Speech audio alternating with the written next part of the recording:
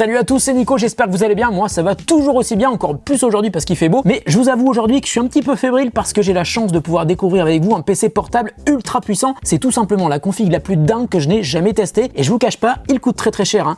Mais vu ce qu'il y a à l'intérieur, on va dire que c'est normal. C'est un PC portable gaming conçu par MSI, c'est le Raider GE7611UH. Alors comme la référence l'indique, il tourne autour de la plateforme Intel de 11e génération et à l'intérieur, un autre composant assez génial, hein, la carte Nvidia RTX 3080. Rien que ça. Alors déjà, avec ces deux composants, je sais qu'on a devant nous une machine qui va péter le feu. Et comme c'est une config hors du commun par sa puissance, mais aussi par son prix, j'ai prévu de la faire tester par plusieurs personnes de mon entourage pour recueillir leur avis. Alors tout d'abord, un mot sur le processeur qui est embarqué dans cette config de malade. C'est un Core i9 de 11e génération, donc au moment où je tourne cette vidéo, il n'y a pas de processeur plus puissant sur le marché des portables. J'avais déjà vu des benchmarks sur la version 10UH, donc avec un CPU de 10e génération, c'était déjà super impressionnant. Donc je sais que cette nouvelle version le sera encore plus. Mais vous le savez, quand on a un super bon processeur, il serait dommage de ne pas avoir une carte graphique à la hauteur. Et donc sur cette config, on a une RTX 3080 de Nvidia. Et là, c'est pareil, hein, la RTX 3080, c'est tout simplement la carte graphique la plus puissante de Nvidia pour les PC portables. J'ai aussi noté quelques éléments super intéressants sur cette config. Tout d'abord, la batterie de 99,9 Wh. Alors c'est pas compliqué, c'est le maximum que l'on puisse trouver aujourd'hui dans un PC portable. Et là, je pense que c'est lié à une limite qui est imposée par les transporteurs aériens. C'est aussi un PC équipé d'un écran de 17 pouces et je sais qu'il existe plusieurs versions de l'écran, on en parlera tout à l'heure. Bon,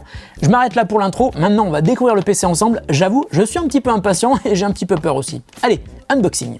Bon, voilà le beau bébé, on va ouvrir ce carton. Ok. Peu de documentation pour en savoir plus sur ce PC et sur MSI. Alors là, on a ce qui, à mon avis, doit être l'alimentation, qui a l'air assez lourde. Hein.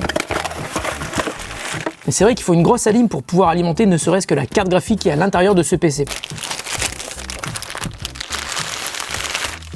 Alors ce PC est assez lourd, hein. Je pense qu'il doit dépasser les 4 kg peut-être avec l'alimentation, on verra. Attendez, il y a un truc en plastique à enlever au-dessus. On va arrêter la musique et on va faire un petit coup d'ASMR. Écoutez bien. Il est hyper beau. Alors dessous, il y a des pieds en caoutchouc qui sont proéminents en haut et sur toute la partie basse. Et puis il y a une partie à mon avis pour faire évacuer l'air. Donc on va faire un petit tour pour voir les entrées et les sorties. À l'arrière, on a tout d'abord des évents pour faire sortir l'air. Hein. C'est important pour un PC qui va quand même pas mal chauffer parce qu'il y a une énorme carte graphique à l'intérieur et un processeur qui est très puissant. On a un port mini DisplayPort 1.4, ensuite un port Thunderbolt 4, donc les ports de toute nouvelle génération, un port RJ45, donc un port Ethernet avec 2,5 gigabits de débit, ensuite un port HDMI 2.1 qui permet de sortir, je vous l'ai dit, hein, de la 8K en 60 Hz ou de la 4K en 120 Hz, et enfin le port pour brancher le câble d'alimentation. Alors sur le côté gauche, on a tout d'abord un évent pour faire sortir l'air, et puis à l'opposé, on a le haut-parleur gauche. Ensuite ici, on a deux ports USB 3.2 génération 2, un au format type A et un au format type C, et puis ici, on a un port audio jack qui fait à la fois entrée et sortie. Et puis sur le côté droit, on a d'une part le haut-parleur droit, et puis de la même manière que sur le côté gauche, on a aussi des aimants pour faire sortir l'air, et on a deux ports USB au format type A qui sont des ports USB 3.2 génération 1, et puis au milieu on a un lecteur de carte SD. Ça fait quand même pas mal de sorties et d'entrées, hein. Alors attention, maintenant on va découvrir le côté qu'on verra le plus souvent, c'est l'intérieur. Attention, on ouvre. Oh, joli petit tissu qui va nous permettre d'effacer les traces de doigts. Alors déjà, il y a un truc qui m'intrigue, c'est qu'il y a une petite trace de doigt, donc je l'enlève, donc c'est peut-être pour ça qu'ils ont livré le petit chiffon. Très joli petit chiffon d'ailleurs. Alors on est donc sur la face avant de ce magnifique PC et on peut remarquer plusieurs choses intéressantes. Tout d'abord, il y a des haut-parleurs de chaque côté du clavier, donc des haut-parleurs qui viennent en plus de ceux qui sont sur les côtés du PC. Ensuite, on peut aussi voir qu'il y a marqué SteelSeries au-dessous du clavier. Je pense qu'il y aura une collab entre MSI et SteelSeries pour la partie clavier, mais je crois aussi qu'ils ont bossé ensemble sur la partie RGB, parce qu'il y a du RGB sur ce PC, on verra où tout à l'heure. Au-dessus, il y a marqué Dynaudio. Dynaudio, c'est une marque qui est réputée dans le milieu de la hi-fi, donc c'est plutôt une bonne nouvelle, hein. Ça veut dire qu'on aura normalement un très très bon son. En revanche, il y a un truc qui me dérange un petit peu sur cette face avant, c'est le pavé numérique qui est pas au milieu. C'est perturbant parce que moi je suis quand même un psychopathe de la symétrie et j'aurais bien aimé que le pavé numérique soit au milieu. Il ne l'est pas, et puis il est aussi assez petit, hein. Je sais pas si vous le voyez. Ce qui est étonnant aussi, c'est que les touches sont aussi assez petites. Si vous avez de gros doigts, ça risque d'être compliqué de taper sur une touche sans se planter et taper sur celle d'à côté, hein. Bon, alors maintenant regardez cet écran. Avant même de l'allumer, on voit qu'il est traité anti-reflet. C'est un écran de 17,3 pouces IPS et qui existe en 4 configs différentes. La première, c'est la version 4K. Ensuite, il y a deux versions en 1440p, une à 165 Hz et une à 240 Hz. Et puis la troisième version, c'est la version 1080p, donc Full HD, et en revanche qui va jusqu'à 360 Hz. Donc voilà, je suis prêt à aller utiliser ce PC. Dans la pièce à côté, il y aura beaucoup plus de place. Et puis comme c'est un petit peu plus sombre, ça sera plus sympa pour voir la partie RGB. On va dans la pièce à côté, on fait l'installation et on voit ce que ça donne. Donc voilà, ça y est, j'ai branché le GE76 Raider de MSI. Il est prêt à démarrer. Attention, ça va être notre première découverte ensemble. On va ouvrir. Maintenant, on va l'allumer. J'ai senti qu'il y a une petite lumière ici sous la touche Power. Oh, regardez-moi ça. Ah, c'est super beau. Ça fait une onde de couleur, c'est magnifique. Waouh, mais qu'est-ce que c'est beau. Et en fait, en même temps qu'il y a les LED qui changent de couleur devant, ça change aussi de couleur sous le clavier, mais ça on le verra tout à l'heure. Là, il est en train de faire un tout petit peu de bruit. Je vais lancer l'outil d'analyse de bruit de mon Apple Watch pour voir ce que ça donne. 40 décibels, c'est pas vraiment énorme pour un PC de gaming, surtout quand les ventilos sont en train de souffler. Peut-être qu'il fera un petit peu plus de bruit, mais ça on le mesurera tout à l'heure. Mais je pense qu'il y a de fortes chances pour qu'il fasse aussi beaucoup moins de bruit. Alors je suis étonné, le pavé numérique fait pas vraiment hyper quali, quoi. Ça fait bizarre, on entend un genre de petit ressort dessous quand on fait le tapotement uniquement. Vous entendez ce bruit là, c'est bizarre. En tout cas, ce qui est vachement beau, c'est cette vague RGB qui est devant, c'est magnifique. Puis je pense qu'on peut évidemment configurer la lumière qui se trouve à l'avant du PC, mais également celle qui se trouve sous les touches, bien sûr, du clavier. Bon, je vais pas aller plus loin pour l'instant, je vais terminer ma config et je vous retrouverai plus tard, peut-être même pas aujourd'hui, mais peut-être dans quelques jours quand j'aurai installé tous mes jeux, tous mes outils de benchmark et que j'aurai un petit peu utilisé ce PC pour voir ce qu'il a dans le ventre. Allez, à très vite pour vous, mais dans quelques jours pour moi. Bon, et bien me revoilà après quelques jours de test de ce PC. Je vais vous donner mon avis, mais vous allez voir aussi ce qu'en ont pensé Pierre-Alexandre et Maurice, deux copains à moi à qui j'ai fait tester cette machine vraiment hors du commun pour avoir leur ressenti, et vous verrez qu'ils ont aussi des trucs à lui reprocher, mais c'est normal, sur une machine de ce prix là, il est quand même logique d'être exigeant. Bon, alors pour moi le premier contact a été super agréable, vous l'avez vu, ce PC est très beau et malgré un poids de 3 kg environ, en fait il reste tout à fait transportable dans mon sac à dos habituel et ça c'est cool. Ensuite pour un usage au quotidien, je trouve que le clavier est très confortable, il est pas très bruyant, mais c'est normal, c'est pas un clavier mécanique. En revanche, je vous confirme ce que je vous le disais au début, je trouve que les touches sont assez petites, c'est vraiment une habitude à prendre. Donc le clavier a de petites touches, mais il a un pavé numérique, donc c'est un clavier complet dans un châssis très compact. Bon, alors je vous l'ai dit au début, ce PC existe en 3 versions. Là j'ai pu tester la version avec écran 4K avec un taux de rafraîchissement de 120 Hz. C'est un petit peu dommage de ne pas avoir proposé une version encore plus poussée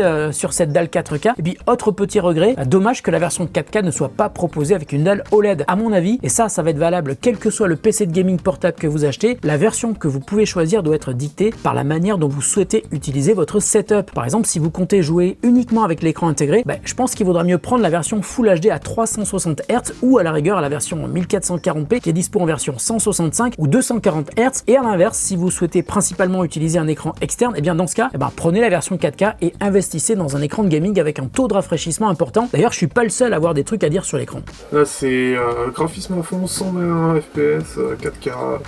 C'est magnifique. Vraiment l'effet wow que j'ai eu, c'est vraiment sur l'écran, entre le fait que ce soit 4K, ce soit 120 FPS, on a des couleurs qui sont super belles. On a quelque chose de vif, de très lumineux, c'est chaud, c'est vivant, on a vraiment des très très belles couleurs qui vraiment font un effet wow. C'est très immersif, c'est super agréable et on profite encore mieux des jeux. Le rendu global avec la RTX 3080 fait que vraiment les jeux n'ont jamais été aussi beaux, j'ai jamais pu lancer des jeux aussi beaux, c'est un vrai plaisir pour les yeux et pouvoir profiter de certains jeux solo où les graphismes vont être vraiment à fond, c'est un pur bonheur. Avoir une config comme ça dans un PC portable, franchement, c'est juste un truc de malade, je trouve. Je savais pas qu'on pouvait mettre une config comme ça sur un portable aussi.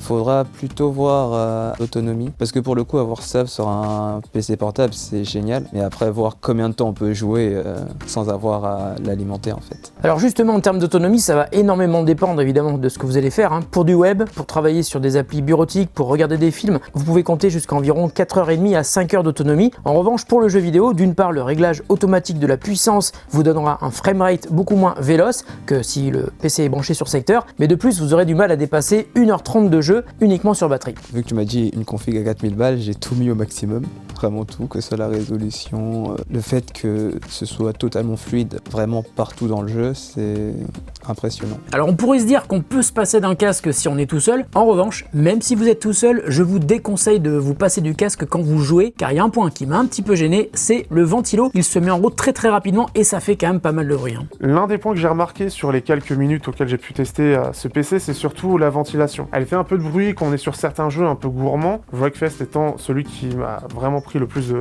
puissance, ce qui fait qu'il est déjà un petit peu bruyant. Mais le plus gros problème étant que si on active le mode ventilation maximale, clairement il fait énormément de bruit. Les haut-parleurs n'arrivent plus vraiment à être assez puissants et surtout on risque de se casser les oreilles. Au bout de quelques heures de jeu avec les ventilateurs au maximum, ça risque vraiment d'être très usant pour les oreilles et je pense que le soir on va avoir les oreilles qui sifflent. Alors le PC chauffe aussi assez rapidement, mais il se refroidit aussi très vite. Il y a d'ailleurs deux systèmes de refroidissement dédiés, respectivement au GPU et au CPU. Pour moi, la différence entre un PC avec une configuration équivalente, on va pouvoir aller un petit peu plus loin, c'est-à-dire que la carte graphique va avoir plus de ventilation, on va pouvoir chauffer un peu plus, et ce qui fait qu'on est un peu moins bridé au niveau des performances. Là, on reste sur un PC portable, donc même si on a 4 aérations pour pouvoir avoir le truc le plus ventilé possible, on reste sur un PC portable avec quelque chose de très compact, donc forcément, on va avoir ses limites de chauffe et donc des limites quand même de performance. Sur cette config, le MSI Center vous permet aussi de personnaliser la puissance du PC, mais également la vitesse du ventilo, avec même un raccourci clavier qui vous permet de changer la vitesse des ventilos en temps réel. Autre application qui va vite vous devenir indispensable, c'est celle de SteelSeries, qui vous permet de personnaliser la bande LED à l'avant du PC. Elle vous permet aussi de customiser l'affichage de toutes les LED sous les touches du clavier. Il y a énormément de possibilités, les réglages sont vraiment très complets. Bon alors maintenant parlons de puissance. Pas de surprise, c'est un PC survitaminé, aussi bien au niveau du processeur que de la carte graphique. C'est simple, aujourd'hui on ne peut pas faire mieux sur un PC portable, et c'était donc intéressant de lancer quelques benchmarks qui m'a permis de tester les performances de l'ensemble de cette jolie machine. Alors j'ai notamment lancé Crossmark, c'est un logiciel qui est assez récent, c'est le successeur de Sixmark. Crossmark est multiplateforme, donc c'est parfait pour comparer entre plusieurs OS. C'est aussi un logiciel qui se base sur des utilisations réelles du processeur et de la carte graphique, c'est-à-dire qu'il simule des usages sur des applis photo, vidéo ou de rendu 3D, donc le résultat est vraiment super intéressant. Sur la partie 3D, j'ai lancé aussi 3D Mark, et là j'ai remarqué un truc, c'est que le résultat est très bon, mais il est légèrement inférieur au résultat d'une RTX 3080 sur une machine de bureau. Et en fait, ça c'est normal parce que les circuits sont les mêmes, mais l'alimentation est évidemment plus faible sur un portable, donc on ne peut pas atteindre des niveaux de performance identiques. Et pour vous donner un aperçu dans les jeux, j'ai aussi testé l'outil de benchmark intégré de Far Cry, et en 4K on dépasse les 60 FPS de moyenne avec toutes les options en ultra, donc au maximum, donc c'est super satisfaisant. Après j'ai refait un test en 1080p, là évidemment c'est encore plus confortable, on dépasse les 120 FPS de moyenne avec des pointes à 160 FPS. J'ai aussi utilisé le bench interne de Forza Horizon 4, là aussi c'est super fluide et c'est super beau. Avec les jeux on n'a pas fait que des benchmarks, je vous rassure, on a aussi joué. Avec Miroman on en a vraiment pris plein les yeux dans tous les jeux qu'on a essayé, les textures étaient magnifiques, la fluidité était incroyable, même en 4K et en mode ultra dans tous les jeux auxquels on a l'habitude de jouer. Et même si on peut déceler parfois quelques micro-lags sur certains jeux très gourmands avec les options au maximum, il n'y a aucun jeu qui n'ait résisté à cette config, on n'a jamais réussi à la mettre en difficulté. Et je peux vous dire qu'on a testé avec vraiment beaucoup de jeux.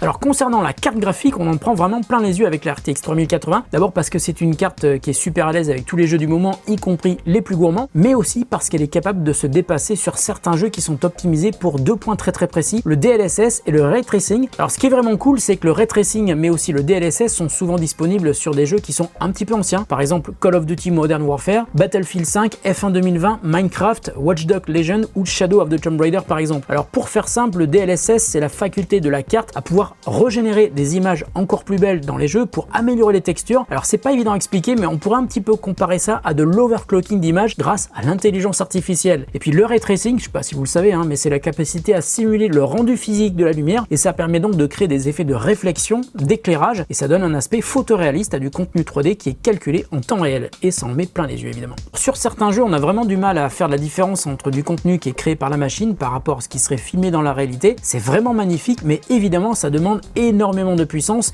d'où l'intérêt d'avoir une très grosse config pour en profiter. Ce qui est bien pour le coup, par exemple par rapport au i9, avec des jeux qui utilisent de plus en plus ce côté multicœur, on ne devrait pas être limité de ce point de vue là. Pour moi c'est vraiment un investissement en fait, c'est que tu mets 4000 balles mais tu sais que tu vas le garder des années, ça va être amorti au fur et à mesure. T'as le meilleur, tu veux le meilleur, après tu réinvestiras dans 5 ans, 10 ans. Donc sur cette config justement, la puissance du processeur est impressionnante. Le processeur Intel i9 tourne à 3,3 GHz, mais il peut monter jusqu'à 5 GHz en mode turbo. Et c'est un processeur de 11e génération. Et sur cette 11e génération, il y a une bande passante qui est optimisée pour permettre l'accès le plus rapide possible à la mémoire du GPU. Donc c'est parfait pour le jeu vidéo évidemment, mais aussi pour des tâches professionnelles, par exemple du calcul 3D, du rendu vidéo, de la retouche photo ou même de la création de contenu pour la réalité virtuelle. Et c'est là où, encore une fois, et je vous le dis à chaque fois que je teste un PC de gaming, c'est aussi un PC qui a la capacité à être utilisé par ceux qui bossent sur de la vidéo ou sur de la 3D, donc les créatifs. Là, comme ça, je te dirais directement de la 3D et des effets spéciaux. Surtout avec le moteur de jeu Unreal Engine, c'est ça que j'utilise beaucoup, vu que c'est du calcul en temps réel. Je crée des niveaux et je fais des rendus 3D. Avec un processeur comme ça, ce serait juste le top en fait. Alors le PC est très cher, hein, ça c'est sûr, mais c'est un PC super complet pour le gaming, mais aussi pour les créatifs. En fait, on a une machine qui est ultra puissante aujourd'hui, mais qui sera encore très performante dans des jeux qui sortiront dans plusieurs années, ce qui, quand on achète un portable, est beaucoup moins facile qu'avec une machine de bureau, puisque la machine n'est pas forcément évolutive. En résumé, un PC de rêve qui ne peut pas laisser indifférent. J'espère avoir bien fait le tour de cette config pour vous, et j'espère vous avoir donné envie d'en savoir plus sur cette petite bombe signée MSI et propulsée par Intel et Nvidia. D'ailleurs, merci beaucoup à Intel de m'avoir proposé de tester ce PC pendant plusieurs semaines. Je vous ai mis des liens en description de la vidéo pour aller voir en détail toutes les configs possibles autour de ce MSI GE76 Raider. Voilà, la vidéo est terminée. Prenez soin de vous et de ceux que vous aimez. On se retrouve très bientôt pour une autre vidéo sur The Grand Test. Salut à toutes et à tous, et jouez bien.